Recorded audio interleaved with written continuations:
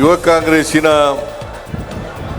ಎಲ್ಲ ಆತ್ಮೀಯ ಮುಖಂಡರುಗಳೇ, ಕಾರ್ಯಕರ್ತ ಬಂಧುಗಳೇ, ತಾಯಂದಿರೇ, ಮಾಧ್ಯಮದ ಸ್ನೇಹಿತರೆ, ಇವತ್ತು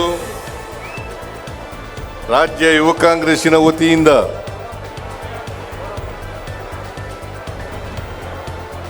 ನೀಟ್ ಪರೀಕ್ಷೆ ಏನು ಪ್ರಶ್ನೆ ಪತ್ರಿಕೆ ಸೋರಿಕೆಯಾಗಿದೆ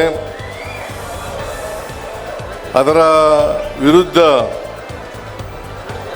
ಪ್ರತಿಭಟನೆಯ ರ್ಯಾಲಿಯನ್ನು ಹಮ್ಮಿಕೊಂಡಿರ್ತಕ್ಕಂಥದ್ದು ಮತ್ತು ರಾಜೀವ್ ಗಾಂಧಿಯವರ ಪುಣ್ಯತಿಥಿ ಕಾರ್ಯಕ್ರಮವನ್ನು ಕೂಡ ಇದೇ ಸಂದರ್ಭದಲ್ಲಿ ಹಮ್ಮಿಕೊಂಡಿರ್ತಕ್ಕಂಥದ್ದು. ನೀವೆಲ್ಲರೂ ಕೂಡ ಹೆಚ್ಚಿನ ಸಂಖ್ಯೆಯಲ್ಲಿ ಭಾಗವಹಿಸಿದ್ದೀರಿ. ನಿಮ್ಮೆಲ್ಲರಿಗೂ ರಾಜ್ಯ ಸರ್ಕಾರದ ವತಿಯಿಂದ ಧನ್ಯವಾದಗಳನ್ನು ಹೇಳಲಿಕ್ಕೆ ಬಯಸ್ತಾ ಇದ್ದೇನೆ.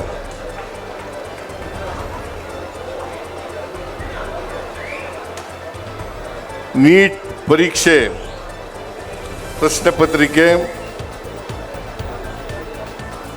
ಈಗ ಸೋರಿಕೆಯಾಗಿದೆ.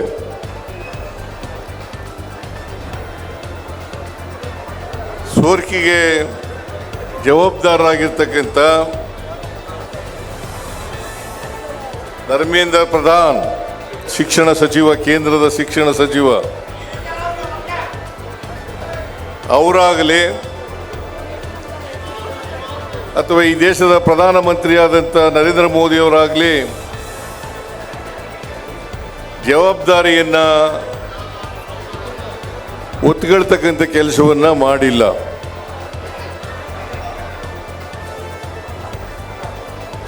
ಧರ್ಮೇಂದ್ರ ಪ್ರಧಾನ್ ಅವರು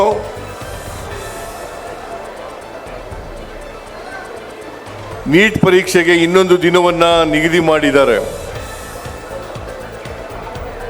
ಆ ನಿಗದಿ ಮಾಡಿ ಕೈ ತೊಳ್ಕೊಳ್ತಕ್ಕಂಥ ಕೆಲಸವನ್ನು ಮಾಡಿದ್ದಾರೆ. ಇಷ್ಟು ಮಾಡಿದ್ರೆ ಸಾಲದು ಅಂತಕ್ಕಂಥದ್ದು ನಮ್ಮ ಒತ್ತಾಯ. ಈ ಜವಾಬ್ದಾರಿಯನ್ನು ಧರ್ಮೇಂದ್ರ ಪ್ರಧಾನ್ ಅವರು ಹೊರಬೇಕಾಗ್ತದೆ.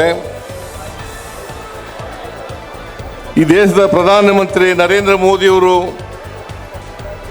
ಅವರೂ ಕೂಡ ಹೊರಬೇಕಾಗ್ತದೆ ಅಂತಕ್ಕಂಥ ಮಾತುಗಳನ್ನು ಈ ಸಂದರ್ಭದಲ್ಲಿ ಹೇಳಲಿಕ್ಕೆ ಬಯಸ್ತಾ ಇದ್ದೇನೆ. ಕರ್ನಾಟಕ ರಾಜ್ಯದಲ್ಲಿ ಮತ್ತು ಬೇರೆ ರಾಜ್ಯಗಳಲ್ಲಿ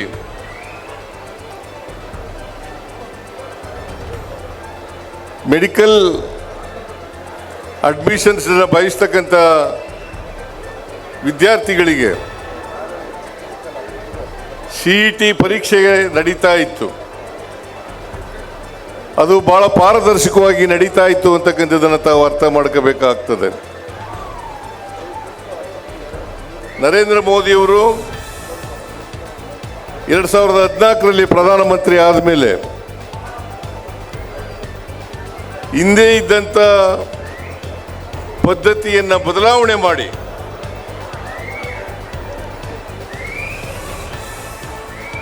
ಎರಡು 2016ರಲ್ಲಿ ನೀಟ್ ಪದ್ಧತಿಯನ್ನು ಜಾರಿಗೆ ತಗೊಬಂದರು.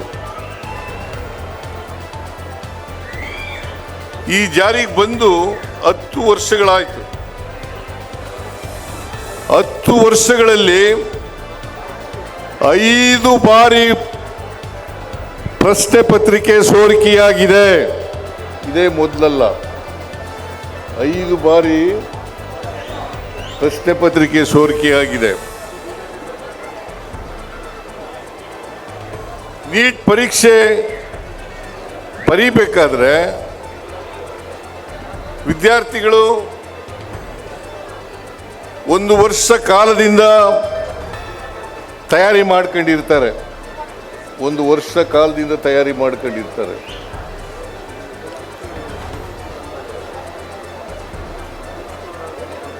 ಅನೇಕ ಜನ